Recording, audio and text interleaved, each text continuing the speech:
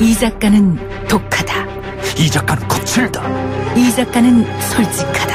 이 작가는 눈치가 없다. 그는 할 말은 한다. 할 말은 한다. 정치 오타쿠 이 작가의 독설. 뉴스 정면 승부.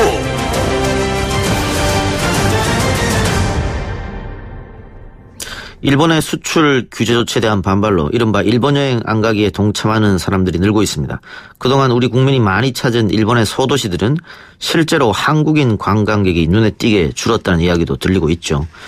지금과 같은 일본 여행 불매 운동이 이어진다면 일본 경제에는 실제 어떤 영향을 미칠까 그 분석을 담은 보고서가 나왔습니다. 관련 보고서를 낸 현대경제연구원 주원 경제연구실장 연결하겠습니다. 실장님 나와 계십니까? 예, 안녕하십니까? 예, 안녕하세요. 일본을 향한 경제 보복 조치 가운데 일본 여행 불매가 가장 치명적이다. 그동안 전문가들이 방송에 혹은 또 언론에 나와서 계속 이런 주장을 했었는데 실장님도 같은 생각이십니까? 예, 저도 비슷한 생각인데요. 왜 그러냐면 이제 일본은 우리나라하고 좀 틀리게 내수 의존성이 상당히 좀 높습니다. 예. 특히 이제 내수 쪽에서도 이제 도소매 음식 숙박이라든지 이런 서민과 관련된 산업, 즉 관광 산업에 의존하는 바가 크기 때문에 우리나라 일본 여행 보이콧이 지속이 되면 상당히 일본 경제가 좀 곤혹스러워질 것으로 생각이 되고 있습니다. 예. 일본의 관광객들이 많이 가는데 그중에 한국인 관광객이 가장 많이 찾고 작년만 해도 750만 명이 넘는 사람이 갔다고 하니까요. 그리고 이제 반복적으로 가게 되고 특히 한국인 관광객들은 대도시보다는 일본의 지방 중소도 도시를 좀 선호한다. 그렇기 때문에 소도시들이 더 큰 경제적 타격을 입을 것이다. 이런 주장도 있던데 그것도 맞다고 생각하십니까? 예, 7월 통계인데요. 이미 좀 지난 통계긴 한데 그 인천국제공항공사 통계에 따르면은 예를 들어 일본행 여행객이 감소한 도시가 한 25곳, 오사카가 한 7.9% 감소했고요. 아오모리가 11.8%, 그 다음에 마스야마가 42%. 이게 이제 7월 얘기거든요. 그러니까 8월에는 더 할 것이고, 그리고 최근에는 아마 언론을 통해서 저도 접했는데, 대마도로 가는, 배편이 모두 끊겼다는 이제 그런 얘기도 나오고 있습니다. 예.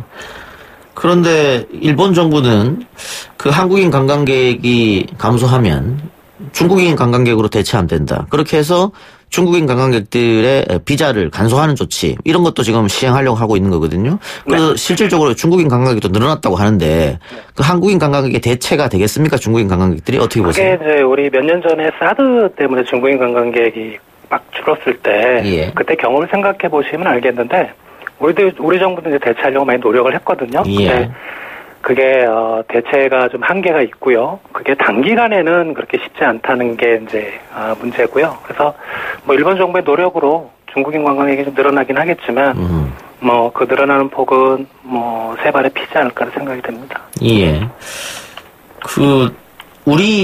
우리나라에 오는 일본인 관광객도 꽤 많지 않습니까? 지리적으로 가깝고 하다 보니까 또 한류 열풍도 있고. 그런데 지금 한국으로 들어오는 일본 관광객도 줄어들고 있다고 이야기하거든요. 네. 결국은 그러면 양쪽 다 손해 아니겠어요? 당연하죠. 근데 우리가 최근에 일본으로 이제 여행한 걸 보면 4년 전에 한 250만 명 선에서 지금 2018년에 불과 4년 만에 이제 750만 명으로 500만 명이 늘었고요. 예.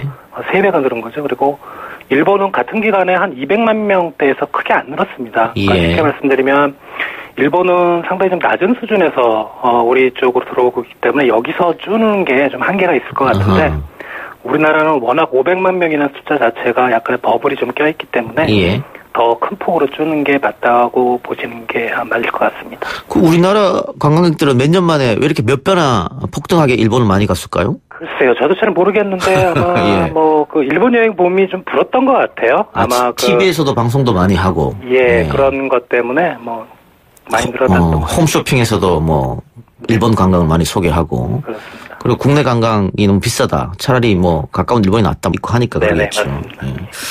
그런데 어쨌든 한국으로 들어온 일본인 관광객이 원래 숫자가 그렇게 크지 않았기 때문에 떨어지는 숫자도 미미하다라고 합니다만은 이게 올해 계속 시간이 가면 일본에 미치는 영향보다 우리 경제에 주는 타격이 더 크다 이런 이야기를 하는 전문가들도 있던데요. 금액 자체가 그리고 관광객 자체가 감소폭이 일본 쪽의 타격이 더 크기 때문에 뭐 장기화되더라도 제가 보기에는 우리나라보다는 일본의 타격이 더 심할 것 같고요. 예. 왜냐하면 관광객 수의 감소폭 자체가 일본 여행이 더 크게 늘어날 가능성이 높다고 봅니다. 예. 지금 현대경제연구원에서 낸 보고서를 보면 한국인의 일본 여행이 80% 정도 줄어들 수 있다 이런 분석이 있고요. 그 80%가 줄어들면은 뭐 일본의 경제에 크나큰 타격이 되는 겁니까? 뭐 일자리가 감소한다든가. 그 설명 좀 부탁드리겠습니다. 예, 그러니까 80%가 감소하게 되면 이제 우리가 일본에 지급하는 여행 수지라는 게 이제 그동안에 많이 적자를 보이다가 이제 그 적자 폭이 좀 주는 거거든요. 반대로 얘기하면 일본 쪽에서 이제 수입이 감소하는 거거든요. 예. 그러니까 그 금액을 가지고 저희가 이제 뭐 한국은행, 그 다음에 일본 총무성 통계국, 내각부, 그 다음에 일본 국토교통부 통계를 이용해서 이제 3년간 분석을 해봤는데요.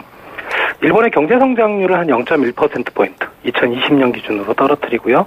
일자리는 한 9만 6천 명 정도 일본의 일자리가 사라질 걸로 추정이 되고 있습니다. 일자리가 9만 6천 개 정도 줄어들고 성장률이 0.1% 정도요? 네. 예, 0.1%면은 일본에 어느 정도의 영향이 될까요? 구체적으로 느낌이 좀 안 와서. 우리나라에서 0.1%포인트라는 거는 그렇게 커 보이진 않죠. 예. 예, 근데 일본 같은 워낙 저성장 국가는 최근에 연평균 경제 성장률이 한 0.7%밖에 안 됩니다. 예. 0.7%에서 0.1이라는 건 상당히 크고요. 비율로 보면 한 15% 정도 성장 속도가 감소하는 그런 체감적인 효과가 있을 거로 생각이 됩니다. 그러면은 아까 저희가 초입에 이야기했던 것처럼 지방 경제는 더 타격이다 이렇게 볼 수 있겠네요. 아무래도 우리 관광객들이 많이 간 쪽이 동경 같은 대도시보다는 이제 지방 소도시 위주이기 때문에요. 예. 오히려 말씀하신 대로 지방의 어떤 관광 산업에 상당히 좀 타격을 줄 것으로 예상되고 있습니다. 일본이 지방자치제도가 잘 돼 있는 나라 중 하나인데 이런 식으로 계속 지방 경제에 타격이 되면 그 지방자치를 하는 지자체장들이 중앙정부에다가 요구를 할 수도 있겠네요. 근데 우리가 상식적으로는 그렇게 보는 게 맞는데, 근데 지금 일본 지자체도 보면 지자체장들이 좀, 한국에 대해서 좀 강경파도 꽤 있는 것 같거든요. 상식대로 안 갈 정도로 생각을 해봐야 될 것 같습니다. 예.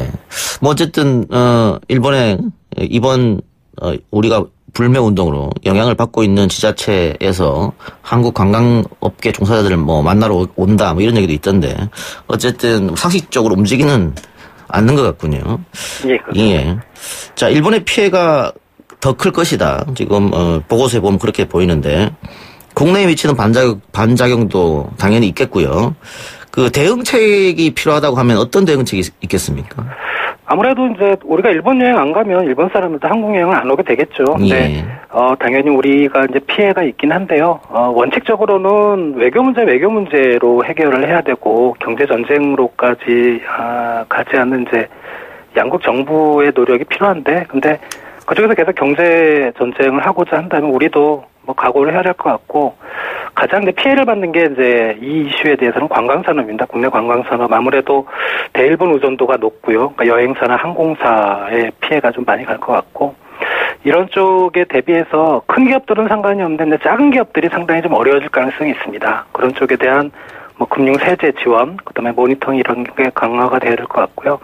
마찬가지로 일본인이 안 왔을 때 우리도 이제 다른 국가들의 수요를 끌어들여야 되는데, 우리는 이제 다행히 한류라는 게 있습니다. 그러니까 한류 마케팅을 이용을 한다면 뭐 우리 쪽에 받는 피해를 좀 최소화하지 않을까 생각을 하고 있습니다. 예. 우리 정부의 대응은 어떻게 보고 계십니까? 아직 관광 쪽에서는 우리 정부가 뭐 뚜렷한 대응을 안 하고 있고요. 그러니까 대민간에서 자발적으로 일본 여행 보이콧이 일어났기 때문에 우리 정부도 거기에 정부가 끼는 건 좀 바람직하지 않다고 생각하는데, 참 우리 정부의 지금 대일본 전략은 주로 이제 뭐 일본이 우리나라를 백색 국가에서 제외했듯이 우리도 이제 일본을 백색 국가에서 제외하는 그런 전략을 쓰고 있는데요. 방향은 맞다고 생각이 됩니다. 뭐 일본이 하는 만큼 우리도 한다. 뭐 이거는 제 개인적인 생각으로는 옳은 방향으로 생각이 되고 있습니다. 예. 지금 이번에 연구를 이제 쭉 해보셨으니까 한국인인 관광객이 일본에 갔을 때 돈 쓰는 비용하고 일본인 관광객들이 한국에 와서 쓰는 비용하고 어느 쪽이 돈을 더 많이 쓸까요? 당연히 전체적으로 보면은 관광객 수가 많으니까 이제 우리가 더 많이 쓸 거고요. 개인으로 봤을 때. 인당으로 따져 보아도 우리 쪽이 좀 훨씬 더 많이 쓰는 것 같습니다. 왜냐하면 일본은 워낙 물가가 비싸기 때문에 일본의 숙박, 그다음에 음식 이런 거에 대한 들어가는 비용하고 우리나라 안에서의 뭐 같이 그런 숙박이나 음식 쪽의 비용을 따져보면 우리나라 국민들이 1인당 쓰는 비용이 더 높을 것 같습니다. 예. 그런 게 있기 때문에 또 당연히 일본이 더 큰 타격이다 이렇게 보실 걸 테고요. 네, 그 아까 우리 정부의 조치 이야기했었는데 일단 관광에 대한 조치는 우리 정부가 뭐 특별히 내놓은 건 없습니다. 근데 일본에서 그 한국을 좀 이렇게 일본 정부에서 한국 가는 것을 막는 뭐 그런 이야기 정부에서 있었던 것 같은데. 그 정도 이야기는 이제 항상 나오는 거고요. 뭐 우리도 뭐 며칠 전에는 우리 외교부에서 뭐 안전 지역이 아닌 뭐 그런 얘기도 있었기 때문에 근데 정부 차원에서 직접적으로 나서서 민간이 뭐 여행을 가는 걸 금지한다 이런 걸 대놓고 하기는 우리 정부도 일본 정부도 쉽지는 않을 것 같습니다. 그렇기 때문에 우리도 방사능 문제로 인해서 조금 뭐 여행 가는데 이거를 경고할 수 있는 뭐 그런 카드를 쓰면 어떨까 싶어서 한번 여쭤봤습니다. 그거 이제 많이 얘기를 하는데요. 일단은 일본의 입장에서 가장 민감한 부분이 이제 그 문제인데 왜냐하면 그 방사능과 관련된 식품 안전이라든가 일본 여행을 했을 때 안전 문제 이게 이제 가장 아픈 부분이거든요. 왜냐하면 2020년제 도쿄올림픽에 걸려 있었기 때문에 그렇기 때문에 이 문제가 만약에 부과하게 되면 이제 올림픽이 실패를 할 수도 있습니다. 그러니까 일본의 입장에서 우리가 만약에 그것을 먼저 거론하면 이제 일본은 막가자는 걸로 받아들일 수가 있고요. 근데 좀 조심을 해야 될 필요는 있고 다만 이제 저쪽에서 전쟁을 더 심화시킨다면 어쩌겠습니까? 될 수밖에. 알겠습니다. 그 일각에서는 어쨌든 그 민간인들과 민간 단체에서 이렇게 일본 불매운동 또 여행 안 가기 운동을 하고 있습니다만 민간 교류는 계속해서 이어져야 한다. 또 이런 주장이 있거든요. 거기는 어떻게 생각하세요? 저도 전적으로 동의하고요. 우리 정부 차원의 지금 싸움이지 사실은 이제 우리가 일본 국민을 싫어하는 건 아니거든요. 그래서 뭐 일본과의 정상적인 교류, 학술 교류라든가 뭐 이런 것들은 계속 이어져야 될 필요는 있다고 생각이 듭니다. 알겠습니다. 오늘 인터뷰 고맙습니다. 감사합니다. 지금까지 현대경제연구원 주원 경제연구실장이었습니다.